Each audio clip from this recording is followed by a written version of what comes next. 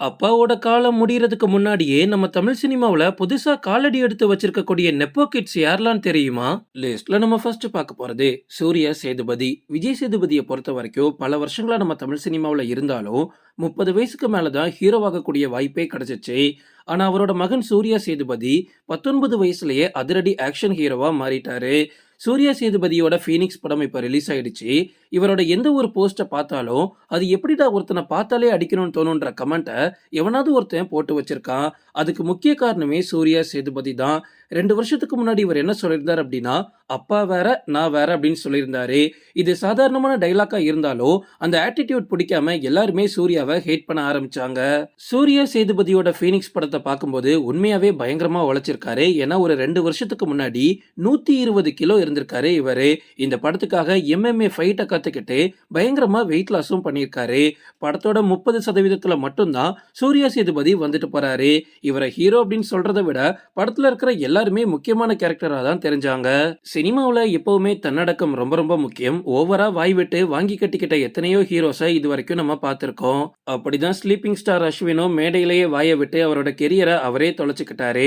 So சினிமாவுல தன்னடக்கமா இருந்தா future நல்லா இருக்கும். லிஸ்ட்ல நம்ம அடுத்து பார்க்க போறது துருவ் விக்ரம். அடுத்த 10 வருஷத்துல இவர் தாண்டா தமிழ் சினிமாவை ஆள போறாரு, மொத்த பொண்ணுங்களும் இவர் பக்கம் தாண்டா அப்படின்னு பயங்கரமா உசுப்பேத்தி இந்த மனுஷனை மொத்தமா காலி பண்ணி விட்டாங்க. விக்ரமோட கடின உழைப்பு பத்தி நம்ம எல்லாருக்குமே தெரியும். ஆனா அந்த கஷ்டம் எதையுமே தன்னோட மகனுக்கு அவர் கொடுக்க விரும்பல. எடுத்ததுமே ஹீரோ, அதுவும் ஒரு படத்தை எடுத்து முடிச்சுக்கிட்டு அது வேணாம் அப்படின்னு ஓரம் கட்டிக்கிட்டு புது பட்ஜெட் போட்டு அதே கதையை இன்னொரு டைரக்டர் வச்சு எடுத்தாங்க. அப்படி வெளியானதுதான் ஆதித்யா வர்மா. இப்படி ஓவர் செல்லம் கொடுத்ததுனாலவோ என்னவோ தெரியல, துருவ் விக்ரம்க்கு நம்ம தமிழ் சினிமாவுல சரியான வாய்ப்புகளே கிடைக்கல அப்படின்னு தான் விக்ரம் தன்னோட சொந்த படமான மகான்ல நடிக்க வச்சிருப்பாரு. துருவ் விக்ரம் இப்போ மாரி செல்வராஜோட பைசோன் படத்துல நடிச்சிட்டு இருக்காரு. இந்த படம் இந்த வருஷம் அக்டோபர் 17ஆம் தேதி ரிலீஸ் ஆக போகுது. இந்த படம் நல்லா இருந்துச்சு அப்படின்னா இவரோட கெரியர் தப்பிக்க வாய்ப்பு இருக்கு. லிஸ்ட்ல நம்ம அடுத்து பார்க்க போறது அதித்தி சங்கர். அப்பாவுக்கு பிடிக்காம தான் சினிமாக்குள்ள நுழைஞ்சே அப்படின்னு அதித்தி சங்கர் சொன்னாலும் அவங்களுக்கு கிடைக்கக்கூடிய மரியாதையெல்லாம் பார்க்கும்போது அறிமுக ஹீரோயின் மாதிரியே தெரியல. சங்கருக்கு கிடைச்ச எல்லா மரியாதையும் அதித்தி சங்கருக்கும் கிடைச்சிச்சு. இவங்க ஒரு MBBS டாக்டரும் கூட. மருத்துவ படிப்பை ஃபுல்லா படிச்சு முடிச்சுக்கிட்டு டாக்டர் வேலை வேண்டாம் அப்படின்னு ஹீரோயினா வந்தாங்க. அதித்தி சங்கருக்கு ஆரம்பத்துல இருந்த நல்ல பேர் இப்ப சுத்தமா இல்ல. ஏன்னா ஒரு ஹீரோயின் எந்த பெயரை வேணாலும் வாங்கலாம், கிரிஞ்சான ஹீரோயின் என்ற பெயரை மட்டும் வாங்கிடக்கூடாது. அதுக்கப்புறமா எந்த ஒரு பெரிய படத்துலயும் நடிக்க முடியாது.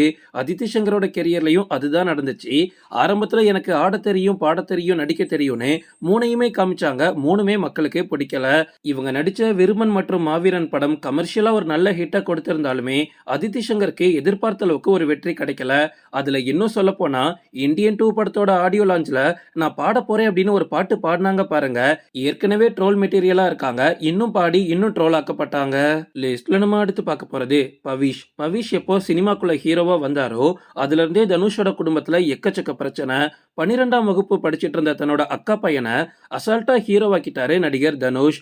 பவிஷ் நாராயணன் ஏற்கனவே அசிஸ்டன்ட் டைரக்டராகவும் வேலை பார்த்திருக்காரு. அதுக்கப்புறமா தான் தனுஷ் நிலவுக்கு என்மேல் என்னடி கோபம் அப்படின்ற படத்தை எழுதி அதுல ஹீரோவா பவிஷை வச்சு எடுத்து முடிச்சாரு.